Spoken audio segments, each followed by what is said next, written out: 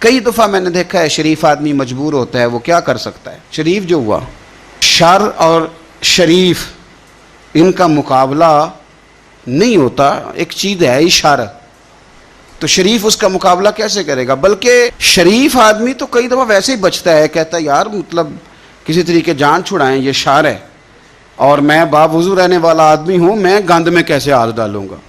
وہ بچتا ہے تو لوگ سمجھتے ہیں ڈرپوک ہے، حالانکہ ڈرپوک اور ہوتا ہے اور شریف اور ہوتا ہے۔ تو شرافت کو لوگ بزدلی جانتے ہیں۔ نبی پاک صلی اللہ علیہ وسلم کے صحابی حضرت سعید بن زید رضی اللہ تعالی اور عشرہ مبشرہ صحابی حضرت عمر کے بہنوئی ہیں، اور یہ حوالہ میں آپ کو مسلم شریف سے عرض کر رہا ہوں۔ حضرت سعید بن زید رضی اللہ تعالیٰ عنہ وہ خوبصورت آدمی ہیں جنہیں دنیا میں چلتے پھرتے میرے نبی پاک نے جنت کی بشارت عطا فرمائی۔ بندے کا قد کاٹ دیکھیں کہ جنتی بندہ، یعنی اتنا اعتماد حضور نے کیا کہ فرمایا اس کے بعد والے آخری دم تک کے اعمال پر بھی میں جانتا ہوں یہ جنتیوں والے کام کرے گا۔ اتنا بڑا آدمی، لیکن ایک عورت نے آ کے جھگڑا شروع کر دیا، اروا اس عورت کا نام تھا۔ اسے آ کے حضرت سعید بن زید سے جھگڑا شروع کیا کہ یہ جو مکان ہے نا آپ کا، اس میں اتنی جگہ میری ہے، مجھے آپ بتائیں ایک شریف آدمی سے عورت جھگڑا کرے تو بندہ جواب میں کچھ کر سکتا ہے؟ آپ شریفوں کی مجبوریاں تو سمجھیں کتنی زیادہ ہیں۔ بھئی ایک عورت آ گئی، اس نے دعویٰ کر دیا، بلا وجہ انسان کٹہرے میں کھڑا ہو جاتا ہے۔ یہاں کو بندہ آگے کہہ دیتا ہے، کہتا ہے جی میں نے 20 لاکھ روپیہ لینا ہے، تو شریف آدمی ادھر کیا کرے گا؟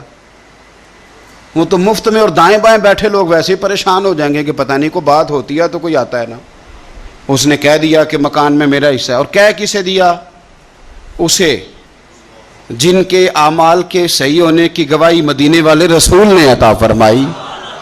اس نے کہا جناب یہ مکان میں میرا حصہ ہے۔ اب حضرت سعید بن زید رضی اللہ تعالیٰ عنہ فرمانے لگے یہ زمین اسی کو دے دو، ختم ہو گئی بات۔ شریف آدمی کیسے جھگڑا کرے؟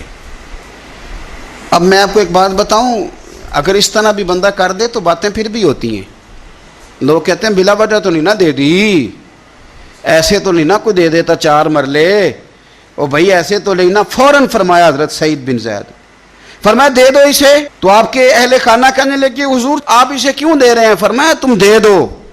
میرے نبی پاک صلی اللہ علیہ وسلم نے فرمایا جس نے ایک بالشت زمین پر ناجائز قبضہ کیا، اللہ قیامت کے دن 7 زمینوں کا توق بنا کے اس کے گلے میں ڈال دے۔ فرمایا اٹھانے دو اسے، توق اسے اٹھانے دو۔ اور ایک حدیث میں فرمایا 7 زمینوں میں دھنسا دے گا اللہ اسے اٹھانے دو، دے دو۔ لیکن تکلیف تو ہوتی ہے نا، کہاں سے اتنا حوصلہ بندہ کرے؟ دل تو ٹوٹ جاتا ہے نا کہ یار میرے اوپر اس طرح الزام لگانا، اور اس طرح کسی شخص کے بارے میں، وہ بندہ جس نے زندگی تقوی میں گزار دی، اس پر اتنا گھنونا الزام لگا دینا۔ اب حضرت سعید بن زید نے نا لوگوں کو کہہ دیا دے دو، لیکن جب تنہا گئے تو دل ٹوٹا ہوا تھا، کلیجہ پھٹا ہوا تھا، طبیعت پریشان تھی، ہاتھ اٹھائے، کہا اللہ سچائیاں بھی تو جانتا ہے، جھوٹ بھی تو جانتا ہے، ظاہر چیزوں کو بھی تو جانتا ہے، چھپی ہوئی کو بھی تو جانتا ہے۔ اللہ اگر یہ جھوٹی ہے تو اسے اندھا کر دے، اور اللہ یہ جو زمین اس نے مجھ سے لی ہے نا پھر اس میں اس کی قبر بنا دے۔ بعض شارحین نے لکھا ہے کہ حضرت سعید بن زید تو پہلے وصال کر گئے، لیکن وہ عورت زمین تو لے لی، گھر میں رہتی تھی پر اندھی ہو کے رہتی تھی، ڈھونڈتی پھرتی تھی، دائیں بائیں جاتی تھی۔ تو لوگ اسے کہتے تھے کیا بنا؟ کہنے لگے کچھ نہ پوچھو، مجھے سعید بن زید کی دعا لگ گئی ہے، مجھے لگ گئی دعا۔ تڑپتی تھی، روتی تھی، کنواں کھدوایا ہوا تھا، امیر لوگوں نے گھر میں کنواں کھدوایا ہوا تھا، تو یوں لگتا ہے کہ پانی بھی کوئی نہیں پلاتا تھا، کوئی نواسا نواسی پوتا پوتی بھی قریب نہیں آتا تھا۔ پانی پینے کے لیے کنویں میں گئی تو اندر ڈوب کے مر گئی، اس کا گھر ہی اس کی قبر بن گیا۔ دیکھیں نا، لوگ اس وقت سمجھ رہے ہوتے ہیں کہ جناب دیکھا نا میرا پتہ چل گیا، ہنس رہے ہوتے ہیں کہ دیکھا میں نے کتنا رسوا کر دیا، دیکھا پھر فلانا کتنی منتیں کر رہا تھا، دیکھا، اور تمہیں پتہ نہیں۔ تم کیا سمجھتے ہو کہ جس کو تم نے رسوا کرنا چاہا اس کا کسی وزیر مشیر اور بڑے آدمی سے تعلق نہیں تھا تو وہ تمہارے ہتھے چڑھ گیا؟ یاد رکھنا اگر اس کا وزیروں مشیروں سے تعلق نہیں نا غریب کا، تو اللہ ولی الذین آمنوا، اللہ تو وارث ہے کہ نہیں مومنوں کا؟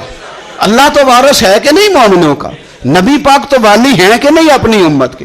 اور وارث شاہ مان کری نہ وارثہ دا، رب بے وارثہ کر کے مار دائی۔ تو ہم جب چل رہے ہوتے ہیں نا تو پھر تو ہماری قد کاٹ کا کون مقابلہ کرے، اور جب ہم چڑھ جائیں ہوا کے گھوڑے تو پھر کون ہمارا رخ پھیرے۔ لیکن یاد رکھنا ایک عدل کرنے والی ذات ہے، جب لگامیں کھینچتی ہے تو پھر لوگوں کو کوئی چارہ، اپنی زندگی کے اندر کبھی بھی کوئی کام ایسا نہ کریں، کبھی بھی۔